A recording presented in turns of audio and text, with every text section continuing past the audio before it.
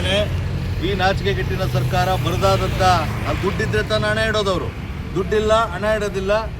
ರೈತರ ಮೂಗಿಗೆ ತುಪ್ಪವನ್ನು ಸವರ್ಕೊಂಡು ಇದೇ ರೀತಿ ಆಶ್ವಾಸನೆಯನ್ನು ಕೊಟ್ಕೊಂಡು ಬರ್ತಾ ಇದ್ದಾರೆ.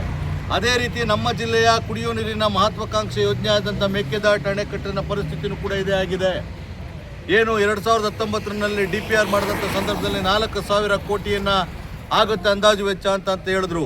ತಿರ್ಬಾ 2024ನೇ ಇಸ್ವಿನಲ್ಲಿ 9,000 ಕೋಟಿ ಆಯ್ತದೆ ಅಂತ ಹೇಳಿದ್ರು. ಯಾವುದೇ ದುಡ್ಡನ್ನೇ ಇಟ್ಟಿಲ್ಲ, ಯಾವುದೇ ಥರ ಕ್ರಮ ಕೈಗೊಂಡಿಲ್ಲ. ಈಗ 2020ರಲ್ಲಿ ಮೇಕೆದಾಟು ಅಣೆಕಟ್ಟಕ್ಕೆ 16,000 ಕೋಟಿ ಬೇಕಾಗುತ್ತೆ. ಯಾರ ಜನರ, ನಮ್ಮ ರೈತರ ತೆರಿಗೆ ಹಣ ಅಲ್ವಾ? ಈ ರೀತಿ ಮೊಂಡತನ ತೋರ್ಕೊಂಡು ಕುಡಿಯೋ ನೀರಿಗೆ ಬೆಂಗಳೂರಿನ ಜನರಿಗೆ 1.5 ಕೋಟಿ ಜನರಿಗೆ ಶಾಶ್ವತವಾದಂಥ ಕುಡಿಯೋ ನೀರನ್ನು ಕೊಡಲಿಕ್ಕೆ, ಬೆಂಗಳೂರು ದಕ್ಷಿಣ ಜಿಲ್ಲೆಯ ಒಂದಷ್ಟು ತಾಲೂಕುಗಳಿಗೂ ಕೂಡ ಕೊಡಲಿಕ್ಕೆ ಏನಾದರೂ ಮೇಕೆದಾಟು ಅಣೆಕಟ್ಟಾದರೆ ಖಂಡಿತವಾಗ್ಲೂ ಶಾಶ್ವತವಾದಂಥ ಕುಡಿಯೋ ನೀರಿನ ವ್ಯವಸ್ಥೆ ಆಗುತ್ತೆ.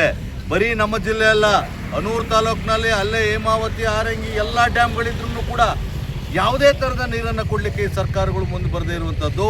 ಕುಡಿಯೋ ನೀರನ್ನು ಕೊಡದೇ ಇರುವಂಥ ಸರ್ಕಾರ ಇನ್ನು ಮೂಲಭೂತ ಸೌಕರ್ಯಗಳನ್ನು ಯಾವುದು ಕೊಡ್ತವೆ? ಹಾಗಾಗಿ ನಮ್ಮ ಜ್ವಲಂತ ಸಮಸ್ಯೆನೂ ಕೂಡ ಮೇಕೆದಾಟು ಸಮಸ್ಯೆ, ನಮ್ಮ ಜಿಲ್ಲೆಯ ಸಮಸ್ಯೆ, ಅನೂರಿನ ಅಲ್ಲಿಯವರ ಕುಡಿಯೋ ನೀರಿನ ಸಮಸ್ಯೆ, ಇವೆಲ್ಲವನ್ನೂ ಸೇರಿಸ್ಕೊಂಡು ಈಗ ನಾವು ಕೂಡ ಇಲ್ಲಿಂದನೂ ಕೂಡ ನೂರಾರು ಜನ, ಸಾವಿರಾರು ಜನ ಇವರೇನ ವಿಧಾನಸೌಧ ಮುತ್ತಕ್ಕೆ ಪಾದಯಾತ್ರೆ ನೋಡಿ.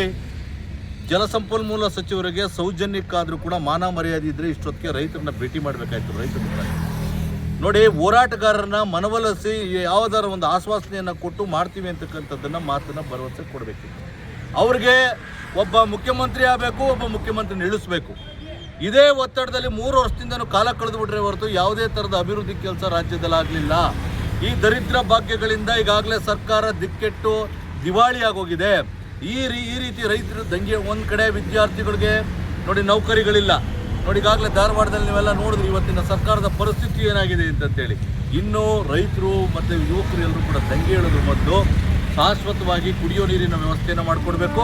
ವಿಧಾನಸಭೆ ಏನಾದರೂ ಬೆಂಗಳೂರಿಗೆ ಹೋಗುವಷ್ಟರಲ್ಲಿ ಜಲಸಂಪನ್ಮೂಲ ಸಚಿವರು, ಸಂಬಂಧಪಟ್ಟ ಸಚಿವರು ಬಂದು ಮಾತಾಡಲಿಲ್ಲ ಅಂತ ಹೇಳಿದ್ರೆ, ಏನು ನೀವು ಬಜೆಟನ್ನು 6ನೇ ತಾರೀಕು ಮಾಡ್ತೀರಿ, ಆ ಬಜೆಟ್ಟಿಗಿನ್ನ ಮುಂದೆ ವಿಧಾನಸೌಧವನ್ನು ಮುತ್ತಿಗೆ ಹಾಕುವಂಥ ಕೆಲಸನ ಇನ್ನೂ ಸಾವಿರಾರು ರೈತರು ಮಾಡಿ. ಮಲ್ಲಯ್ಯನವರು